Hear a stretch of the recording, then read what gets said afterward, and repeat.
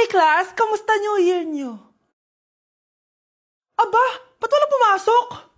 Oh, tama naman, January 5. Ma'am, present! Oh, Scarlett, ba't ikaw lang pumasok, ha? Nasaan mga kaklase mo? Ayun, ma'am, lahat sila nasa birthday ni Kay. Ha? Nag-usap-usap silang lahat sa GC na hindi sila papasok ngayong January 5 kasi nga, birthday ni Kay. Sino ba yung Kay na yan, ha? Ewan ko din, ma'am. Invited nga daw ako pero hindi ako pumunta kasi hindi ko naman siya kilala. Humanda silang lahat sa akin bukas. Ikaw, perfect ka na sa akin sa quiz at assignment. Yes!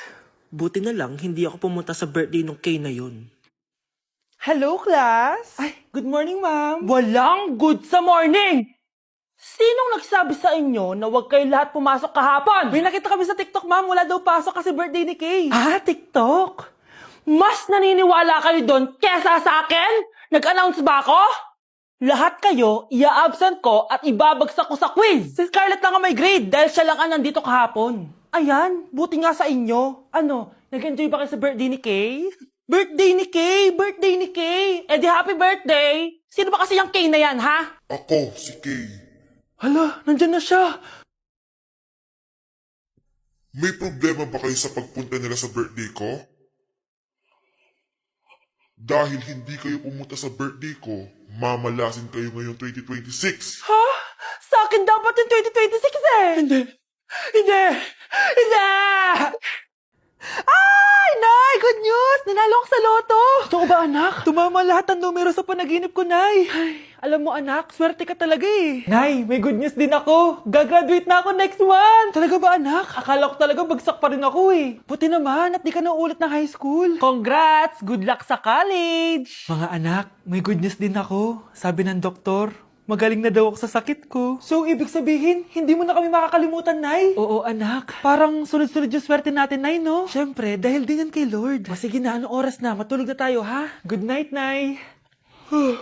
Grabe, ang kalat naman. O anak, ba't kising ka pa? Nay, sobrang kalat kasi dito sa bahay. Naglinis lang ako. Anak, tigil mo yan! Masama yan! Ha? Bakit? Masama na ba maglinis, Nay? Hindi mo ba alam yung pamahiin na bawal magwalis sa gabi? Kasi pag nagwalis ka, parang tinataboy mo daw yung swerte palabas ng bahay. Ako, Nay, 2025 na, naniniwala ka pa rin sa pamahiin? Tumatanda ka na talaga.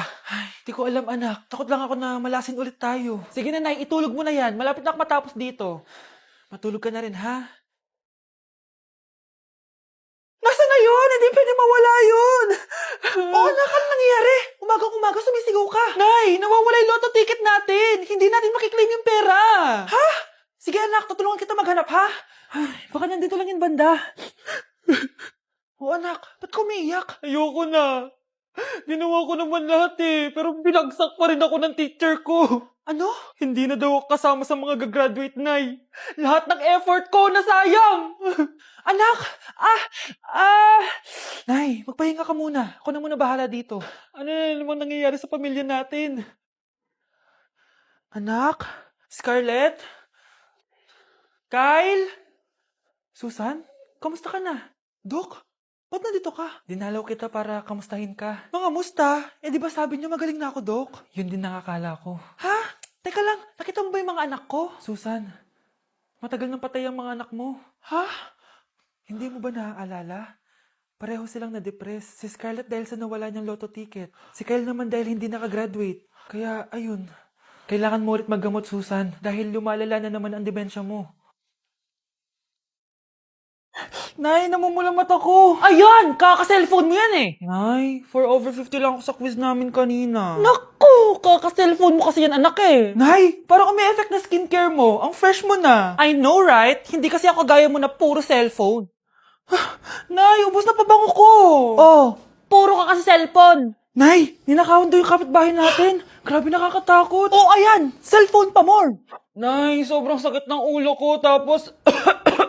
Inuubo pa ako. Ayan! Oh, alam ko na sasabihin mo. Oo na, kaka-cellphone ko na to. Ay hindi, iba na yan. Kapag may 2 symptoms ka, gaya ng headache at ubo, pwedeng flu na to. Oh, eto anak, uminom ka nitong BioFlu. Ay wow, hindi sinisi ang cellphone na. 15 minutes later. Nay, bumubuti na pakiramdam ko. O, diba? Mom knows best talaga. Nay, nawawala yung pera ko sa bulsa. Nakita mo ba? Hindi mo kasi iniingatan yung 500 pesos mo eh. At higit sa lahat, kaka-cellphone mo yan. Ha? Wait, paano niya nalaman na 500 yung nawawalang pera? You gotta make me freeze. you gotta. They say love me, you're for me Chanel. They say love me, you're for me Chanel. They say love me. Pag pinaluha mo ang nanay mo, tandaan mo, may kabayaran ang bawat luha niya. Isipin mo ito, noong maliit ka pa, ilang beses ka bang umiyak sa gabi? Ilang beses kang nagkasakit at nag-alala siya? Ilang beses kang nagutom at tiniis niya ang sarili niyang gutom para lang may maihain sa'yo? Pero ngayon, sino ang lumuluha? Ganun.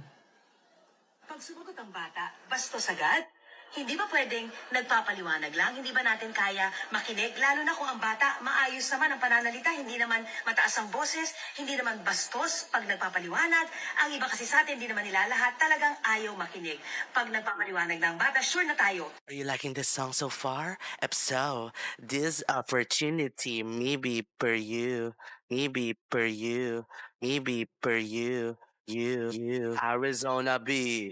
B is for Vegas modals. Annyeonghaseyo! Guys, sobrang lamig! Nasa Korea na ako! At syempre, ano pa bang gagawin natin? Titikim tayo ng convenience store snacks! Guys, hulaan nyo kung nasan ako, walang ganto sa Pilipinas. First time ko makakatikim ng mga pagkain sa convenience store dito sa Korea. Grabe, sobrang dami din pagpipilian dito. Guys, ito daw yung kinakain ni Jungkook sa live niya, so tikman natin kung masarap. Guys, simula bata daw si Jungkook, ito yung favorite niyang iniinom, so tikman din natin. Hala, si Jungkook! Akala ko na hospital ka. Resurrection, ang muling pagkabuhay. Annyeonghaseyo! Hala ka, may Korean guys, oh. May mga hotdog din, no? Tikman natin yung mga hotdog nila kung masarap.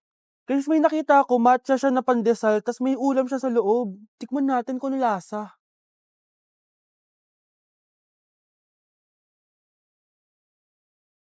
Charan! Tikman na natin sila, guys. Unahin na natin to favorite snack ni Jungkook.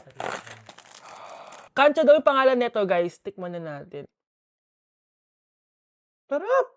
Honey Bunch! And syempre, di natin pwedeng tikman yung wala si Jungkook. Jungkook imnida. Gets ko na kung bakit favorite ni Jungkook. Ang sarap na, guys! May kinuha si Honey Bunch kanina, pero parang ang sarap, oh. So, tikman din natin. Ito yung tsura niya. Parang sarap. Manghang. Masarap siya. 7.5 out of 10. May mas masarap pa sa iba. So, inom muna tayo. Tikman natin to favorite drink ni Jungkook. Lasang banana. Pero hindi siya masyadong matamis, which is I like. 8.5 out of 10 to sa akin. So, next naman natin tong hotdog.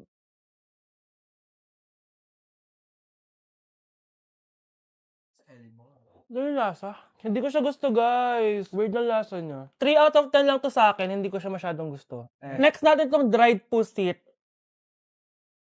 So, ganito yung itsura niya, guys. Matigas siya. Sobrang tigas. Baka niluluto pa to.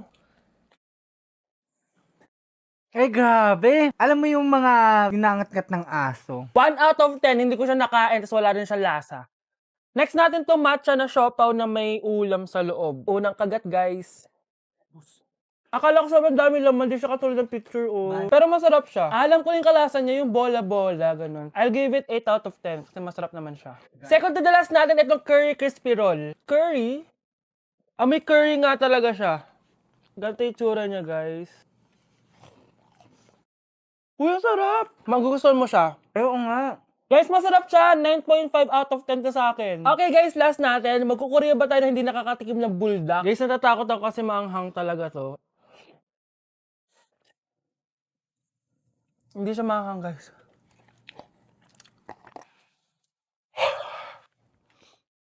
Bibigyan ko to ng 8 out of 10. Masarap naman siya kasi sobrang anghang niya.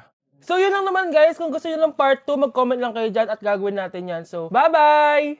Class! Reasons that you gotta. Binaliwala mo lang lahat. Or in fact, ako pa nga dapat yung magtanong sa'yo eh. Minahal mo ba talaga ako? Ang kapal ng mukha mo, minahal kita! Minahal kita ng sobra-sobra! How you could take like... Going back to Honolulu just to get that Maui Wowie, that Maui. Basta tukok din sa magkubi. Siyempre kader. Kefa na pa. Diyos ko po! Mas lang ako saglit eh! Kuya, sundan mo yan. Sige po, ma'am. Sinasabi ko na nga ba eh, may tinatago ka sa akin. Ayan, kuya. Huminto ka dito. Maglolo ko ka na nga lang sa matanda pa. Hoy, bayad mo! Humanda ka talaga sa akin.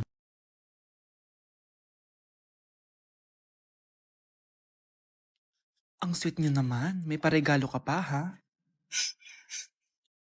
Ano yun? Scarlett? Anong ginagawa mo dito? Manloloko ka! Pinagpalit mo ko dito sa matandang pangit na to? May paregalo ka pa, ha? Sa akin nga, wala ka binibigyan na regalo, Scarlett, magpapaliwanag ako. Manahimik ka! At ikaw naman, matandang pangit, sayong-sayo na tong boyfriend ko! Magsama kayong dalawa! Aba, walang respeto tong girlfriend mo, Ano pinagsasabi mo, Scarlett? Nanay ko to. Excuse mo lang yan. Mukha nga nagtatago ka kanina, Nagtatago ako kasi isusurprise namin yung tatay ko. Ganito babae ba yung gusto mo, anak? Yung walang modo? Nay, pagpasensyahan niyo na siya. Tita, sorry po. Anong sorry? Matandang pangit ako, di ba? Lumayas ka dito, babae ka. Sorry na, tita. Ayaw mo lumayas, ha? Brownie! Good boy! Tumakbo ka na!